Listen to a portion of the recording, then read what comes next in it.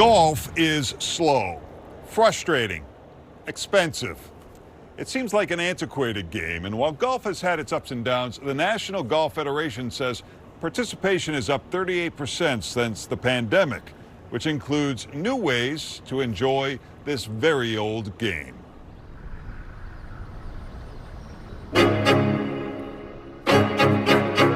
Golf is not just a game, it's an escape. It is a peaceful retreat from screens, traffic, and other sounds of progress. If you were into quick and always self-gratification, golf really is not your sport. Of course, it's not a complete escape from stress. The landscape presents its own challenges. I'm not going to admit to all the frustration, but it certainly does. But that is one of the appeals of it. While technology has changed clubs and balls for easier play, it's now helping amplify the sport to a new generation. I think it's a really good combination of old school golf, actually playing golf, and then a new golfer who plays a lot of simulator golf, bringing those two worlds together. Coming together to master a game where you play against other players, battle nature, and compete with yourself.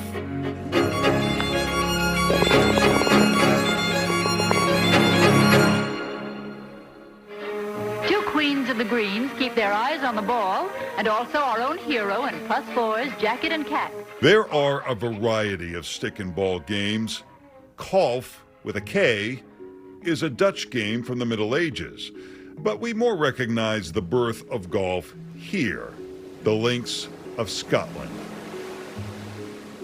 Links, a Scottish term for coastal grassland, a link between the sea and the farm, often viewed as public property. The lore tells us it started centuries ago with, sticks and stones and rabbit holes. We know for sure that by the Middle Ages, 1500s, the king was banning soldiers from playing the sport because it was drawing their attention away from their soldiering. Lori Stein is the curator of the History Center of Lake Forest, Lake Bluff, Illinois.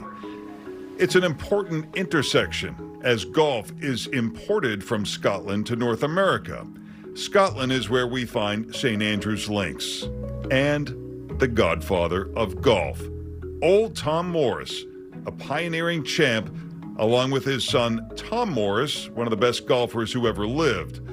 Charles Blair McDonald of Lake Forest is attending school at St. Andrews, where he meets Old Tom Morris and his son. Charles Blair McDonald, seen as sort of the pioneer of golf in the United States, and he got the opportunity to play the course at St. Andrews and to learn the game from Old Tom Morris. He sets up a rudimentary course on the Lake Forest estate called Fairlawn. This estate replaces the original, which is destroyed in a fire. The land along the bluff is now public land, but in the summer of 1892, it's part of the Fairlawn estate. He used tomato cans for the holes and hammered them down the ground, weaving in and out of their garden beds. After the Great Chicago Fire, no one seems interested in new games. But then, an opportunity. Fatima, star of the Chicago World's Fair in 1893. The next year, 1893, the Columbian World Exposition welcomes 27 million people and exhibits from 46 countries, including England. That was his chance to get people interested in golf. John Moran is on the history committee of the Chicago Golf Club. McDonald brings his friends to the makeshift course along Lake Michigan. In modern terms, we would probably call it a pitch and putt. The holes were probably 30 or 40 yards long, probably some tomato cans, some sticks to say from here to there. And it wasn't very much, but again, it was enough to get people interested in what became, modern golf in America. McDonald and friends established the Chicago Golf Club with a 9-hole course west of Chicago in what is now Downers Grove. It then becomes the first 18-hole course in the United States. The Chicago Golf Club members move west for more land, but their original course is still here. This is one of the 4 original holes that still exist, pretty much as they did more than 130 years ago. It's now a public course called the Belmont Golf Club. For people that don't know who are golf junkies to have the site of the first 18-hole golf course in America be in Downers Grove, Illinois, and have access to that as Chicagoans is pretty cool. Ken McCormick is the general manager at Belmont Golf Club. So you can see in terms of the technology and the hickory shafts and the irons and the wood heads to the drivers, how much the technology has changed. They're much smaller. I think the game was a little bit more difficult back then. You don't have to swing as hard as you think you might need to. Casey Richards is with the Chicago District Golf Association. You know, a lot of the times a 50 to 75% swing, as long as it's done with the proper fundamentals, is going to lead to really strong contact. Let's go back to 1920 for the amateur golf matches that saw Golf has come a long way from the early 20th century. Look at this. Today, pro golf tournaments pay more than $1 billion in prize money. But in the early days of golf, it's the amateurs who are celebrated. Charles McDonald is the first U.S. champion. I find that I always hit the ball better if my backswing is very leisurely. Bobby Jones may be the most successful amateur golfer. He dominates the 1920s, even beating the pros like Walter Hagen.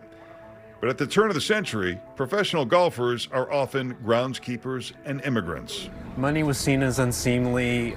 The professionals in those days weren't the guys you see on TV today. They were the guys that cut the grass and dug the bunkers and built the clubs and got their hands dirty. So they were, again, a working class element. They aren't even allowed to use the front door of the country club. Walter Hagen refuses a cash prize from a club that once denied him entry. Golf starts out with clubs made from sticks. Even the ball starts out as wood, but evolves to leather filled with boiled goose feathers.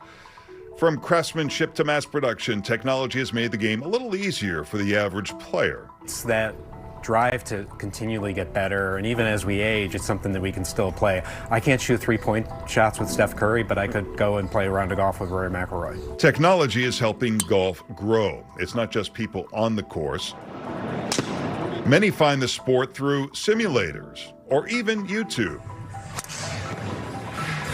Now the pros are incorporating technology in a new league played indoors with screens and movable greens. I think it's a way to attract your younger generation who is very technology based, who may play actually a lot of golf in simulators at different pop-ups. But no computer can compete with this. Just being part of nature. My favorite time to play is twilight. It's peaceful and it's quiet, the winds die down. If you have not experienced this, you're missing out for sure.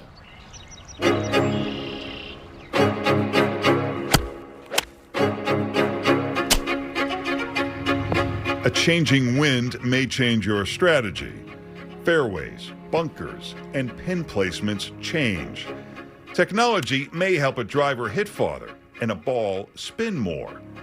Perhaps the one constant is the life lessons you learn while playing. Golf is a game of honor, a game of etiquette. So there's a written and unwritten set of, behavior mores. In basketball, you're trying to get away with things. In baseball, you're trying to get away with things. In golf, you're expected to call penalties on yourself. What have you learned after playing for as long as you've been playing? That I can never master it and that it's a really frustrating game that I love.